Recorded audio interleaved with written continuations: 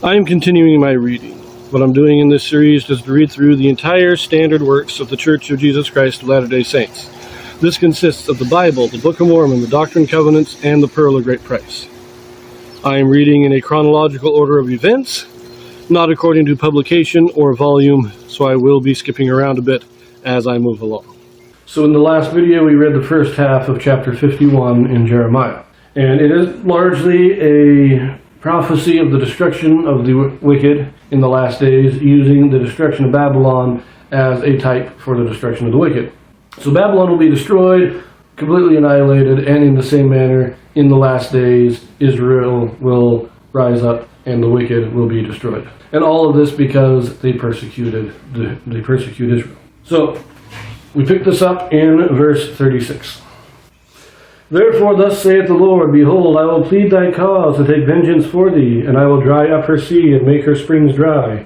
And Babylon shall become heaps, a dwelling place for dragons, an astonishment and an hissing, without an inhabitant. They shall roar together like lions, they shall yell as lions' whelps. In their heat I will make their feasts, and I will make them drunken, that they may rejoice and sleep a perpetual sleep, and not wake, saith the Lord. I will bring them down like lambs to the slaughter, like rams with he-goats. How is Sheshach taken, and how is the praise of the whole earth surprised? How is Babylon become an astonishment among the nations? The sea is come up upon Babylon, she is covered with the multitude of the waves thereof. Her cities are desolation, a dry land and a wilderness, a land wherein no man dwelleth, neither doth any son of man pass thereby. And I will punish Bel in Babylon, and I will bring forth out of his mouth that which he hath swallowed up, and the nations shall not flow together any more unto him. Yea, the wall of Babylon shall fall. My people, go ye out of the midst of her, and deliver ye every man his soul from the fierce anger of the Lord. And lest your heart faint, and ye fear for the rumor that shall be heard in the land. A rumor shall both come 1 year, and after that in another year shall come a rumor, and violence in the land, ruler against ruler. Therefore, behold, the days come that I will do judgment upon the graven images of Babylon, and her whole land shall be confounded, and all her slain shall fall in the midst of her. Then the heaven and the earth and all that is therein shall sing for Babylon, for the spoilers shall come unto her from the north, saith the Lord. As Babylon hath caused the slain of Israel to fall, so of Babylon shall fall the slain of all the earth. You'll note here the intermingling of references that are clearly to the last days, and other references that are almost certainly to the time of the actual destruction of Babylon when Persia conquers. So you have this, My people, go ye out of the midst of her, and deliver ye every man his soul. That's the last days. The Jews didn't come out of Babylon until after Babylon was destroyed. So this must be a reference to the last days. But then, just a few sentences later, I will do judgment upon the graven images Babylon, and her whole land shall be confounded. As Babylon hath caused the slain of Israel to fall, so at Babylon shall fall the slain of all the earth. That's, again, a reference to the last days. But we have the destruction of Babylon there first. Her whole land shall be confounded. So we have this kind of intermixing of what's going to happen at that time to the nation of Babylon, along with what will happen to the metaphorical Babylon of the last days. Verse 50. Ye that have escaped the sword, go away, stand not still. Remember the Lord afar off, and let Jerusalem come into your mind. We are confounded because we have heard reproach. Shame hath covered our faces, for strangers are come into the sanctuaries of the Lord's house. Wherefore, behold, the days come, saith the Lord, that I will do judgment upon her graven images, and through all her land the wounded shall groan. Though Babylon should mount up to heaven, and though she should fortify the height of her strength, yet from me shall spoilers come unto her, saith the Lord. A sound of a cry cometh from Babylon, and great destruction from the land of the Chaldeans, because the Lord hath spoiled Babylon, and destroyed out of her the great voice, when her waves do roar like great waters. A noise of their voice is uttered, because the spoiler is come upon her. Even upon Babylon, and her mighty men are taken. Every one of their bows is broken, for the Lord God of recompenses shall surely requite.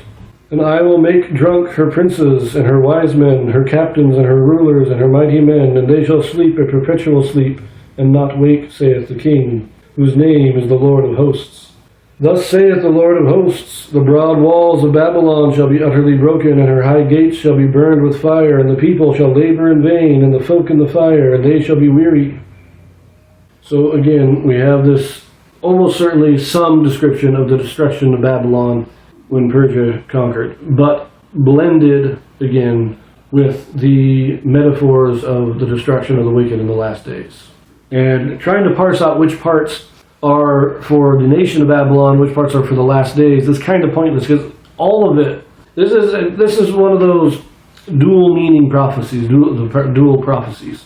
Because really almost all of it can be a direct reference to the destruction of the nation of Babylon, but all of it can also be a direct reference to the destruction of the wicked in the last days. There are some that are more clearly one or the other, but all of it really is talking about both. So it's that dual meaning prophecy.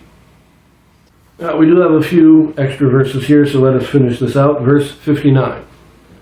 The word which Jeremiah the prophet commanded Seraiah, the son of Uriah, the son of Maaseiah, when he went with Zedekiah the king of Judah into Babylon in the 4th year of his reign. And this Seraiah was a quiet prince.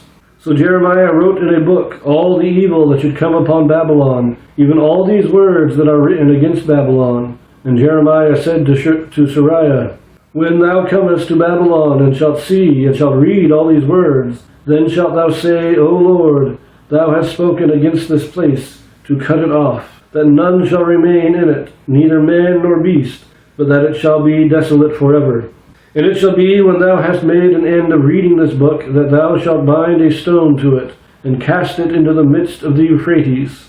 And thou shalt say, Thus shall Babylon sink, and shall not rise from the evil that I will bring upon her, and they shall be weary. Thus far are the words of Jeremiah. Because this actually tells us when this chapter was written. I didn't realize this when I was writing out my timeline. In the 4th year of Zedekiah. So this is even before all the chapters we read from Ezekiel. This is while Lehi was still in the wilderness before he got to Bountiful. So in the 4th year of Zedekiah, Jeremiah writes down all these things, probably starting with chapter 47 all the way through 51, but especially 50 and 51, because these are the two that are the doom of Babylon. He writes it all down in a book, and he seals it, and he gives it to Seraiah, who goes into Babylon. Now this is like when Zedekiah is paying the tribute to Babylon. He goes there, and he stays in Babylon, and then when Jerusalem is destroyed, he gets out the book, and he reads it all. Or when Babylon is destroyed, I think, he gets out the book and reads it all. And then he takes the whole thing, ties it to a rock, and sinks it in the river, and says, just like they sunk, just like the rock sunk, just like this book sank, Babylon is going to sink, is going to disappear. So that's interesting. That is interesting that Jeremiah wrote it all down, but nobody read it until after the destruction of Jerusalem. Anyways, we leave it here. We got a few more chapters in Ezekiel. Then we'll see a few new prophets, I think. So we'll see you there.